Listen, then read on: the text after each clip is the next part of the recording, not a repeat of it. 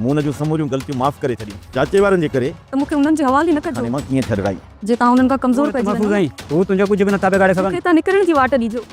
मां नथो चाहियां त तोखे हिते को नुक़सान पहुचे तुंहिंजे घर वारा परेशान हूंदा यार। वज़ीरा मां तोखे सही थी ॿुधायां ही उहो जुमो आहे जेको खून सुभाणे करे मां तुंहिंजे आयो भाउ ऐं तुंहिंजे पीउ सां अचूं न शिकल में जा लगे तो त मां खून कंदसि। अस्सलाम वालेकुम हाज़रीन ऐं नाज़रीन ड्रामा सीरियल दुलाब जी नेक्स्ट एपिसोड जी दोस्तों सनसनीखेज़ अपडेट तव्हां सां शेयर कंदा हलूं। दोस्तों अचण वारे एपिसोड में तव्हां इहो ॾिसंदो त मंसूर खान खां जेको आहे न हिकिड़ो 4 खून हुनजे मथां लॻा आहिनि, लेकिन हिकिड़ो खून कंहिं न कंहिं तरीक़े सां हैदर वारा जेको आहे कूड़ो साबित कराईंदा, ख़ासि करे मुराद वारा मथां हिकिड़े खून मां हथ खणी वञनि या रहज़न वारा।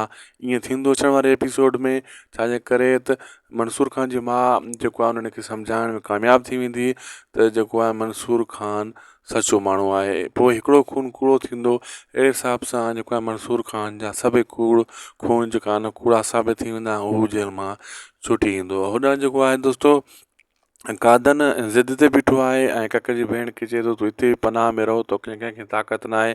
लेकिन जुमो जीअं हथु ईंदो पोइ कादन पकड़िजी पवंदो ऐं ख़बर पइजी वेंदी कादन जे घर जी त बाबा जेको आहे ककर जी भेण कादन सां गॾु वई। अहिड़े हिसाब सां ॼाण जेको आहे न मौलू जी भेण ॾिसी वई आहे त जेको आहे जुमो किथे रहियल आहे। मौलू खे ॿुधाईंदी, मौलू शाहनवाज़ खान खे अहिड़े हिसाब सां हू वरी राज़न वारनि खे पोइ जेको आहे न जुमे जो ख़ैरु न आहे। होॾां मुराद हाणे सोचे रहियो आहे त कीअं गुलपरी ऐं अली खान खे छॾाइजे ऐं इहो कमु सॼो सोढल कंदो, सोढल इन्हनि खे छॾाए ॾींदो।